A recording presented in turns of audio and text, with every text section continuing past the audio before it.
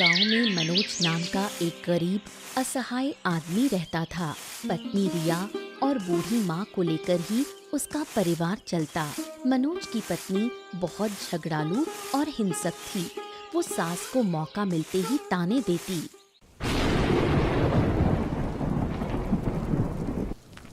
तुम यहाँ क्या कर रही हो? मैंने तुम्हें घर के पीछे रहने की जगह दी है ना? तुम्हें जरा भी शर्म नहीं है क्या तुम्हें घसीटकर वहाँ ले जाऊं? साड़ी बहुत फट गई थी, इसलिए यहीं बैठकर सिल रही और देख तो रही हो कैसे बारिश हो रही है। बारिश में भीग रही थी। मैंने कहा था ना, कभी भी इस घर के बरामदे में मत आना। तुम जैसी औरत को बर्दाश्त नहीं किया जा सकता। तुम्हें देखते ही मेरे सिर से आग निकलने लग जाती है। तू मेरे साथ ऐसा क्यों करती है?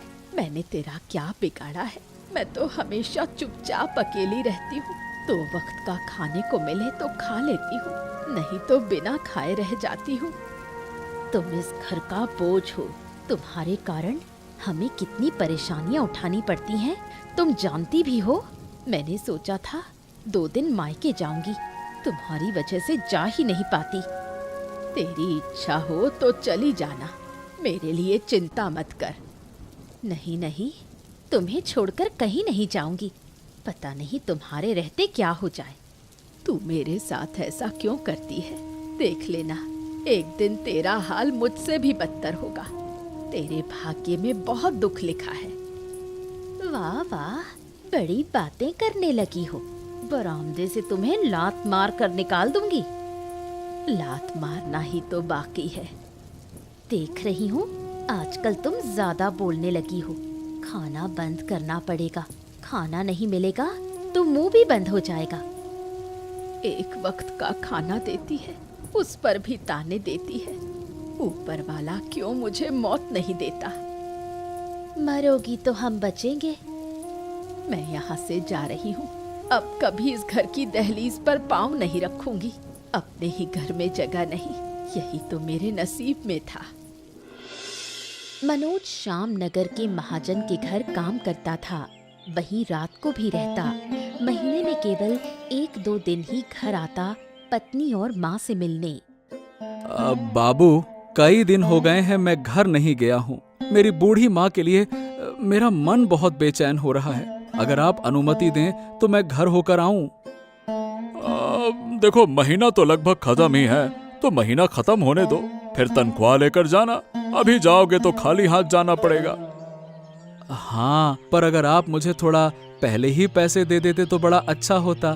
क्या है कि दिल में बड़ा अजीब सा डर है। लगता है जैसे कि माँ कष्ट में है। ओह, तू एक काम कर सकता है, अपनी माँ और अपनी पत्नी को लेकर हमारे घर आ जा। तुम्हें रहने की जगह की कमी भी नहीं होगी। बता।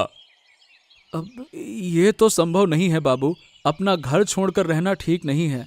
जो जर्जर झोपड़ी है उसकी भी देखभाल करनी पड़ती है। ओहो, कोई समस्या नहीं है। बहुत से लोग हमारे देश में घर छोड़कर विदेश में रहते हैं। अरे तुम तो उसी गांव में रहोगे, कभी कभी जाकर देख लेना, इसमें क्या समस्या है? अब घर जाकर, ठीक है, मैं घर जाकर पत्नी से बात करता हूँ। अब वो राजी हुई तो ठीक है, यहीं आकर रह लेंगे। और नहीं तो क्या। अब देखो भाई, मेरा तो बस एक ही बेटा है, वो भी घर में ढंग से रहता नहीं है। अगर तुम लोग हमारे साथ रहोगे तो घर भरा भरा रहेगा, आबाद रहेगा। अब जब आप इतना कह रहे हैं तो मैं अपनी माँ और पत्नी को अच्छे से समझाऊंगा ताकि यहाँ रहने को राजी हो जाएं। हाँ, और तू कोशिश करना कि मान ही जाए। और हाँ, कल तेरी मालकिन यानी कि मेरी भाग्यवान की पुण्य तिथि है, तो सोच रहा हूँ कि उनकी याद में गरीबों में दान करूं। ये तो बहुत अच्छा विचार है मालिक। ऐसा नेक काम करने से ऊपर वाला आपको सुख देगा। अरे अपने सुख की मुझे परवाह नहीं है। मेरी बस यही दुआ है कि मेरा बेटा हमेशा सुखी रहे। हाँ, यही मेरी भी कामना है कि आपकी इच्छा पूरी हो। ठीक है बाबू, मैं चलता हूँ। मनोज मेहनत से जो भी कमाता था सब रिया को दे देता, लेकिन रिया सास को हमेशा सताती। मनोज जो पैसा भेजता उसका आधा रिया मायके भेज देती। वहीं रिया की बहन टीना भी अक्सर बहन के घर आती। इस बार इतने दिनों बाद आई, घर पर सब ठीक है ना? सब ठीक है। पिताजी काफी दिन पीसी के घर थे, इसलिए देर से आई। तू यहीं रह सकती है, मुझे अकेले अच्छा नहीं लगता। हम दोनों बहनें साथ रहें तो मजा ही आ जाएगा। अच्छा होता, पर माँ पिता को छोड़कर रहना अच्छा नहीं लगता। इस महीने तूने कोई पैसे नहीं भेजे, तेरे पैसों से ही तो हमारा गुजारा होता है। चिंता मत कर, घर के लिए पैसे जमा करके रखे हैं, तू जब जाएगी तब ले जाना। ले तो जाऊंगी, पर तेरी बूढ़ी सास को नहीं देख रही हूँ, जिंदा है या नहीं? मत पूछ, वो अब मुझसे और सहन नहीं होती। उसे घर के पीछे छोड़ रखा है। दिन भर मुझे उसकी कोई खबर नहीं। कभी कभी बस थोड़ा सा पानी भात देकर आती हूँ। अच्छा किया, वो मर जाएगी तो तेरा बोझ कम होगा। उसके कारण तू मायके भी नहीं आ पाती। लेकिन क्या दादा बाबू को पता है कि तूने सास को घर के पीछे छोड़ रखा है? कुछ नहीं जानते। अगर जान गए तो मुझे मार डालेंगे। महीने के आखिर में जब दादा बाबू आएंगे, उससे कुछ दिन पहले सास को घर के अंदर ले आऊंगी। ध्यान रखना, दादा बाबू को कुछ पता न चले। नहीं नहीं, उन्हें कुछ पता नहीं चलेगा। महीने के अंत से पहले ही मनोज महाजन से कुछ पैसे लेकर घर लौट चला। रिया ने सोचा भी नहीं था कि मनोज इतनी जल्दी आ जाएगा। उधर बूढ़ी माँ बहुत कष्ट से जी रही थी। क्यों मेरी मौत नहीं आती? ऐसे जीने से मरना अच्छा है। मेरा बेटा कब आएगा? बेटे के लिए मन बहुत बेचैन है। अरे माँ, अरे भाई तुम यहाँ क्यों बैठी हो? फटे कंबल पर बैठी हो और तुम्हारी साड़ी इतनी गंदी क्यों है? बेटा, मैं तेरे बारे में सोच रही थी। तुझे देखने के लिए मन छटपटा रहा था। तुझे देखकर मुझे बहुत शांति मिली। ओहो, पहले ये तो बताओ कि तुम यहाँ क्यों बैठी हो? घर में हमेशा अच्छा नहीं लगता, इसलिए यहाँ बैठी हूँ। लेकिन ये पास में पानी में भीगा भात क्यों रखा है? ओहो, ये मैंने कुत्तों के लिए रखा है। बेटा, तू घर जा, मैं यहीं थोड़ी देर बैठी रहूंगी। ओहो, मैं घर आया और तुम यहाँ बैठी रहोगी? नहीं नहीं नहीं, चलो चलो चलो चलो चलो, मेरे साथ घर चलो। नहीं बेटा, मन नहीं कर रहा। तू जाकर खाना खा। इतनी दूर से पैदल चलकर आ रहा है, तुझे ही बहुत कष्ट हो रहा होगा।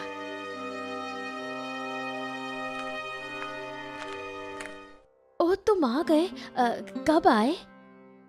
हाँ, बस अभी थोड़ी देर पहले घर आया और माँ यहाँ बैठी है। मैं उनसे कई बार कह चुका, लाख बार कह चुका, घर चलो घर चलो घर चलो, पर जा ही नहीं रही। माँ को तो घर में ज्यादा देर अच्छा नहीं लगता, इसलिए यहाँ बैठी हैं। और ये तुम्हारे हाथ में भात क्यों है? क्या ये भी कुत्ते के लिए है? हाँ, बिल्कुल सही कहा, कुत्तों को देने के लिए लाई हूँ।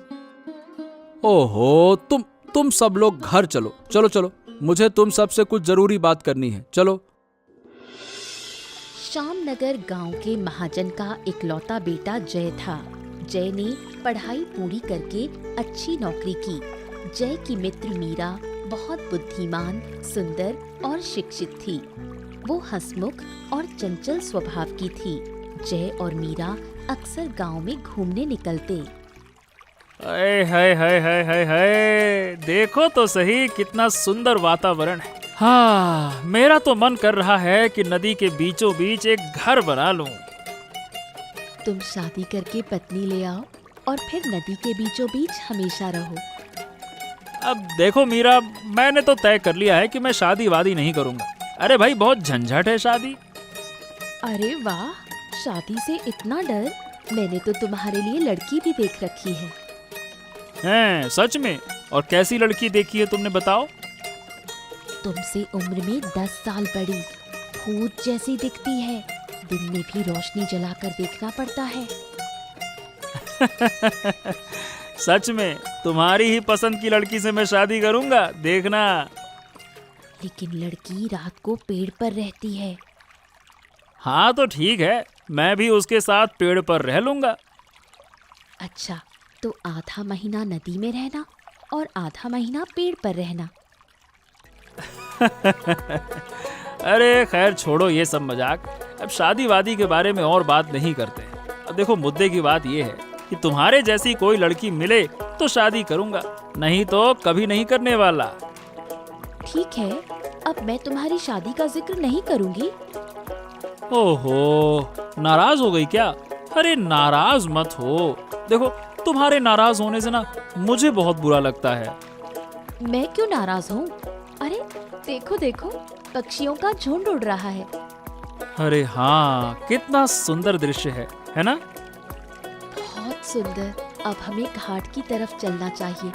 देर से घर पहुंचूंगी तो पापा डांटेंगे। छुट्टी के दिन सोचा था कि तुम्हें पूरा दिन घुमाऊंगा, पर अफसोस। अगर पापा डांटते नहीं तो मैं भी तुम्हारे साथ घूमती रहती।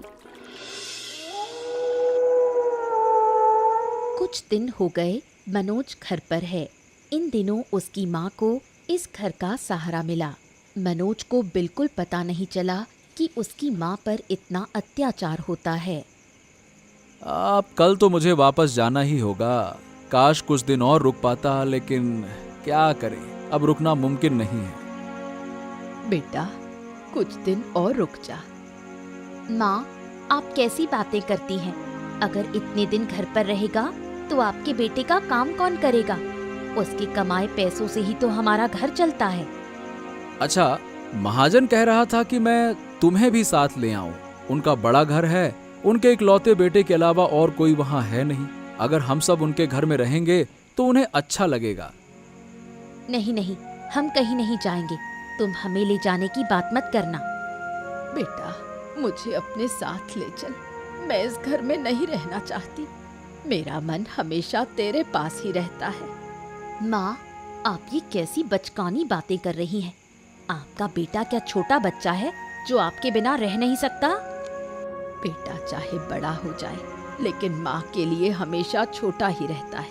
बेटा मनोज, मैं तेरे साथ जाना चाहती हूँ। हम कहीं नहीं जाएंगे। माँ की चिंता मत करो। माँ मेरे पास अच्छी तरह रहेंगी। ठीक है। अब जब तुम जाना ही नहीं चाहती हो तो मैं जबरदस्ती नहीं करूंगा, लेकिन मेरे माँ के साथ जरा सी भी लापरवाही मत करना। अगली बार घर आकर अगर मैंने देखा कि माँ के तन पर फटी पुरानी साड़ी है, माँ ऐसे कहीं बैठी हुई है, तो समझ लेना फिर तुम्हारी खैर नहीं। हाँ, मैंने तो कहा माँ के बारे में तुम्हें चिंता करने की जरूरत नहीं।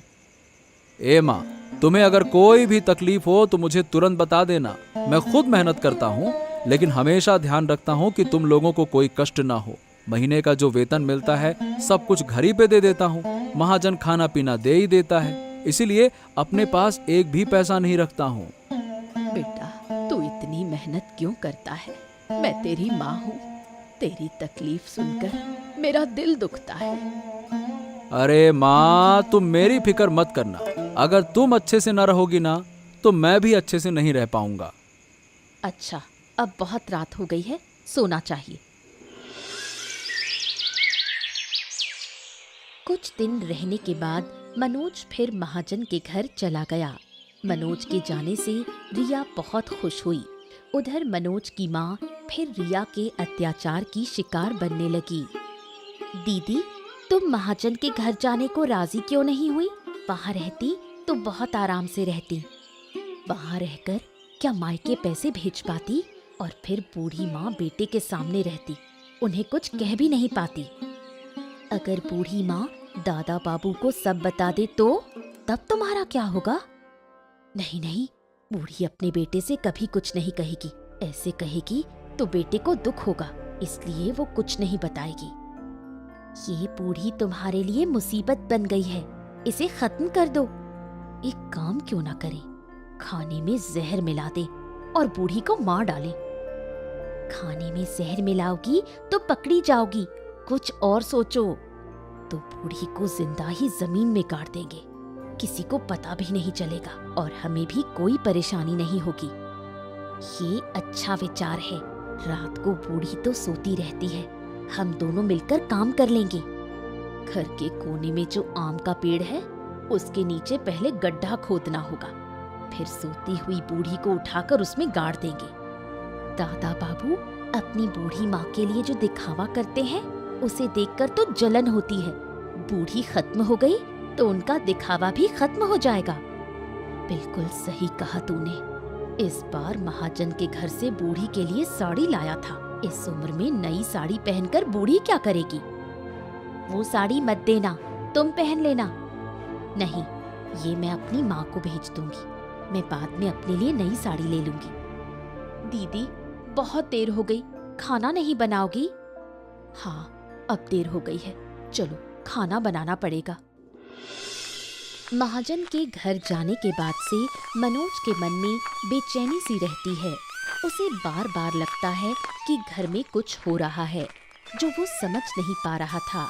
दिन भर मनोज इतना परेशान रहता है कि काम में मन नहीं लगता। हो, मुझे ये इतनी बेचैनी क्यों हो रही है? क्या साधु बाबा के पास जाऊं? लेकिन अगर बाबा नाराज हो गए तो? वहां खड़े खड़े क्या सोच रहे हो? अगर कुछ कहना है तो कहो। बाबा, मेरे मन में ना बहुत उलझन है। मतलब किसी काम में ध्यान नहीं लगता। लगता है जैसे जैसे जैसे कोई बड़ा संकट आने वाला है। हाँ, तेरे सामने बड़ा संकट खड़ा है। इससे निपटने के लिए तुझे काफी मुश्किल होगी, लेकिन एक उपाय है। हैं? क्या उपाय है बाबा? गरीबों के लिए भोजन का आयोजन करना होगा, लेकिन इस आयोजन की बात अपने घर के किसी भी सदस्य को मत बताना। बाबा, मैं ठहरा एक गरीब आदमी, भोजन का खर्च कहां से लाऊंगा? अब ये तो तुझे खुद ही सोचना होगा। किसी भी तरह से भोजन का इंतजाम करना होगा, वरना संकट नहीं टलेगा बेटा। बाबा, ठीक है, मैं चाहे जैसा हो इंतजाम करूंगा। अच्छा है, जरूर करो, लेकिन आंखें और कान खुले रखना। चारों ओर संकट है। एक बार ये संकट टल गया तो फिर कोई तेरे पास नहीं आएगा। जितनी जल्दी भोजन कराएगा उतना अच्छा होगा। हाँ, ठीक है बाबा, मैं जल्द ही भोजन का आयोजन करूंगा। अच्छा है बच्चा, चल अब जा। ठीक है बाबा। रिया की शैतानियां दिन ब दिन बढ़ती जा रही थीं।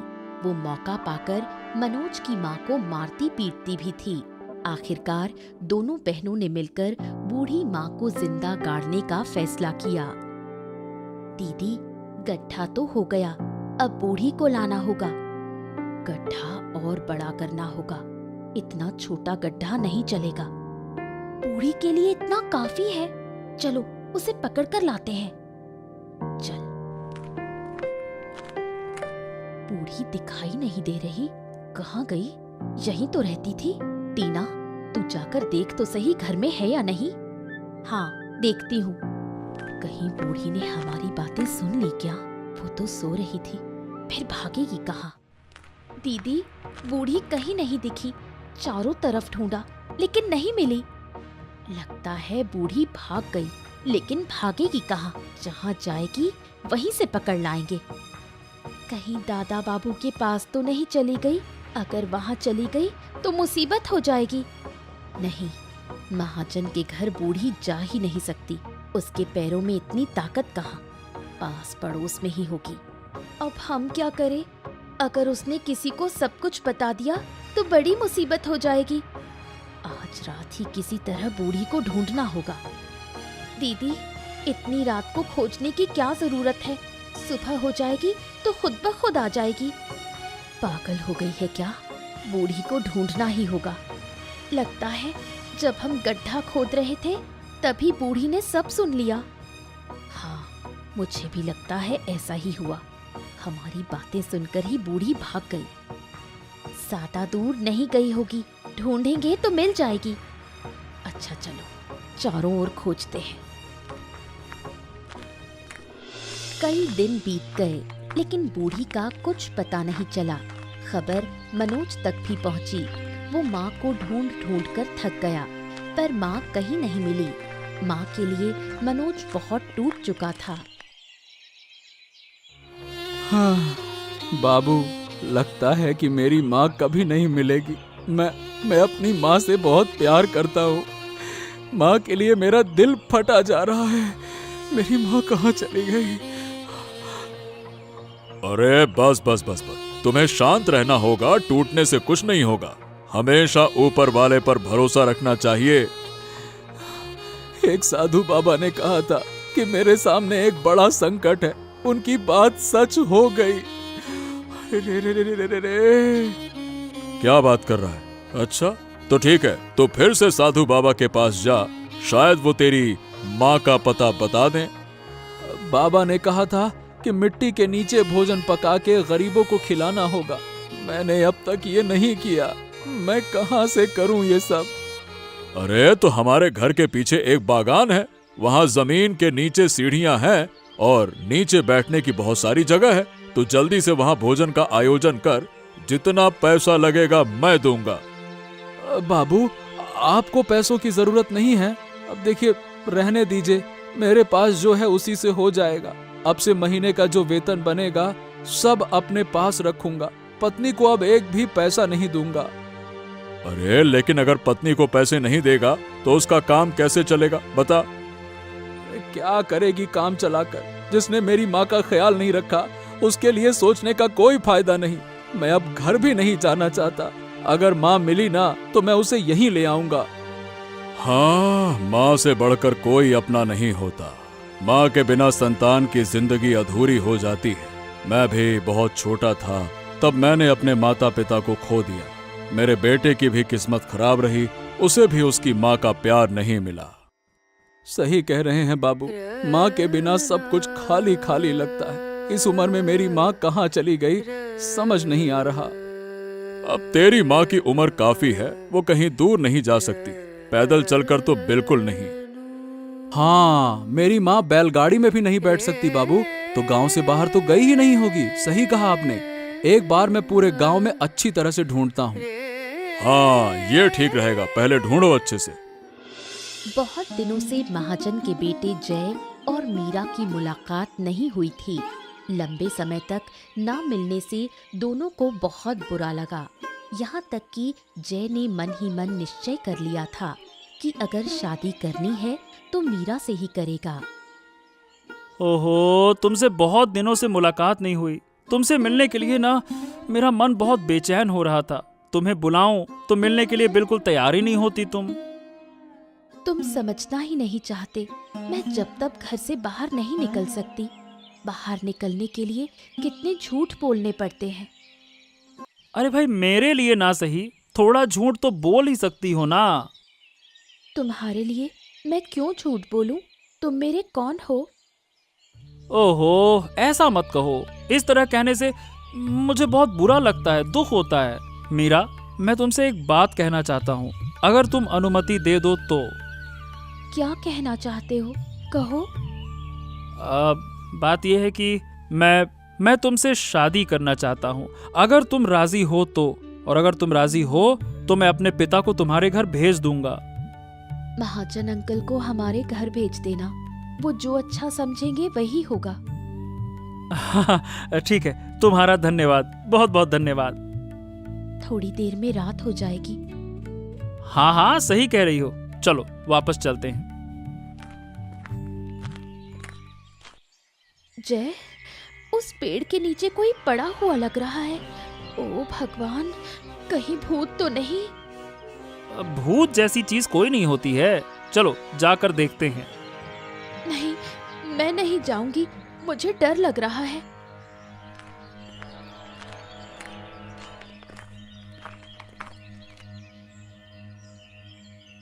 अरे, ये तो एक बूढ़ी औरत है। जिंदा तो है लेकिन उठने की ताकत नहीं है। कहीं ये मनोज काका की माँ तो नहीं? हो सकता है। चलो दोनों मिलकर इन्हें घर ले चलते हैं। चलो। हाँ चलो। एक दिन मनोज घर आकर कह गया कि वो रिया को अब पैसे नहीं देगा। उधर रिया और टीना में भी बिल्कुल नहीं बन रही थी। रिया अब टीना को भी पैसे नहीं देना चाहती थी। इस बीच एक दिन खाना बनाते समय रिया की साड़ी में आग लग गई। आग से रिया के हाथ पांव सब जल गए। तू अगर पैसे नहीं देगी तो मेरा यहाँ रुकने का कोई फायदा नहीं, मैं आज ही चली जाऊंगी। मैंने तो सारी उम्र अपने घर परिवार की परवाह ना करके सारे पैसे तुम लोगों को दिए, और तू इस मुसीबत में मेरे साथ नहीं रहेगी। तेरी मुसीबत तूने खुद बुलवाई है, अब भुगत।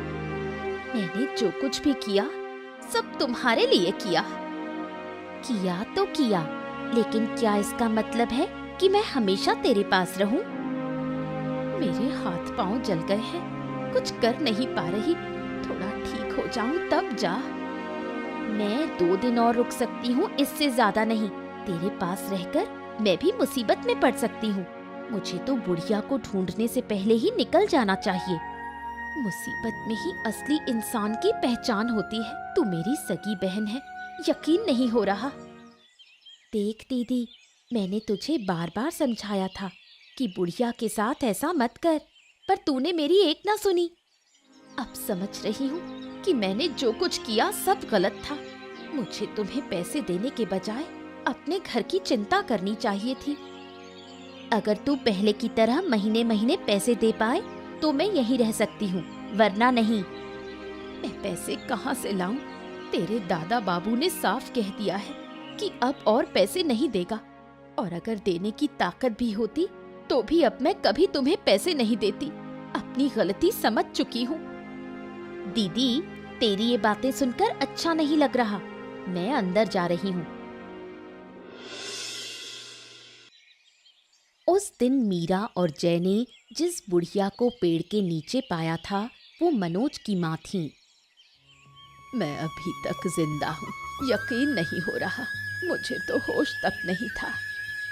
अरे माँ, तू तो ये बता कि तेरी ऐसी हालत हुई क्यों? सब कुछ बता तू। रहने दे बेटा, जो हो गया सो हो गया। बीती बातें मैं दोहराना नहीं चाहती। हाँ हाँ, आप सब कुछ बताइए अम्मा जी, ये कैसे हुआ? अरे माँ, मैं हाथ जोड़कर कहता हूँ सब कुछ बता ना, बता तो।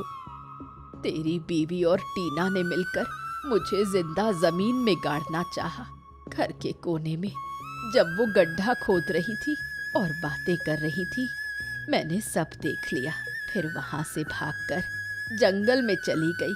2 दिन जंगल में रहने के बाद बेहोश हो गई। उसके बाद कुछ याद नहीं। ओह, मैं उन्हें अपने इन्हीं हाथों से जिंदा गाड़ दूंगा। मैं तुझे वचन देता हूँ माँ। जो होना था हो गया। वो अपने आप ही सजा पाएंगी। प्रकृति किसी को नहीं छोड़ती। अपराधियों को सजा जरूर मिलनी चाहिए, और अगर अपराधियों को छोड़ दिया जाए तो ऊपर वाला हमें कभी माफ नहीं करेगा। बाबू, मैं उन्हें अपने हाथों से मारूंगा। मुझे जाने दो। अगर मैंने उन्हें खत्म नहीं किया ना तो मुझे शांति नहीं मिलेगी। बेटा, तू शांत हो जा। तुझे कुछ हुआ तो मैं कैसे सहूंगी? मनोज, मनोज, अभी गुस्सा मत करो, शांत हो जाओ, शांत हो जाओ। वो बुरे हैं, लेकिन हमें भी बुरा बनने की जरूरत नहीं है।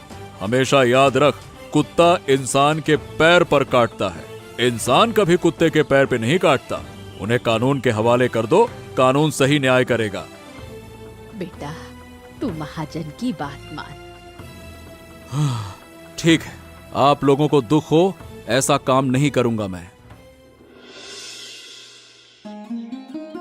रिया के हाथ पांव आग में जलने के बाद उसकी हालत और बिगड़ती गई। अब वो बिस्तर पर पड़ी सिर्फ करहाती रहती। उधर उसकी बहन भी उसके पास रहना नहीं चाहती थी। लगता है अब मैं नहीं बचूंगी। मरने से पहले अगर तेरे दादा बाबू से एक बार मुलाकात हो जाती। माफी मांगने का मुंह तो नहीं है, फिर भी माफी मांग लेती। मैंने सोचा भी नहीं था कि तेरी हालत ऐसी हो जाएगी। मैंने तो सोचा था धीरे धीरे ठीक हो जाएगी, पर हालत तो और बिगड़ गई। इंसान जब पाप करता है तो बिना सोचे करता है। सोचता है इससे पूरी उम्र सुखी रहेगा, लेकिन कुछ दिन ही अच्छा रहता है, फिर पूरी जिंदगी सड़ते हुए गुजरती है। हाँ दीदी, मैं भी सोच रही हूँ कि अब कभी पाप का काम नहीं करूँगी, अब से अच्छा बनने की कोशिश करूंगी। अब तुझे तेरे पाप की सजा मिलेगी ही। मैंने माँ को ढूंढ लिया है। माँ ने सब कुछ बता दिया। तुम लोग कितने खराब हो, कितने नीच हो। छी! हमें माफ कर दो। देख रहे हो मेरी क्या हालत है। मैं तो तुम्हें बिल्कुल माफ कर ही नहीं सकता। मैं तुम्हें मार नहीं रहा हूँ, बस समझ लो यही गनीमत है और तुम्हें माफ करना मेरे लिए पाप होगा। दादा बाबू, मैं तेरे पैरों में गिरती हूँ, हमें पुलिस के हवाले मत करो। हम अब कभी कोई गलती नहीं करेंगे। शर्म नहीं आती माफी मांगते हुए? अगर थोड़ी भी शर्म होती, इतनी सी भी, तो आज माफी नहीं मांगती। मैं तो तुम्हें सही बताऊं, अपने इन्हीं हाथों से मारना चाहता था, पर मैं इंसान हूं, इसीलिए कानून अपने हाथों में नहीं लिया मैंने। हमारे पाप की सजा मिलनी ही चाहिए। सासू माँ से कहो हमें माफ कर दे और तुम लोग खुश रहो। ले जाइए इन्हें। कई दिन बीत गए।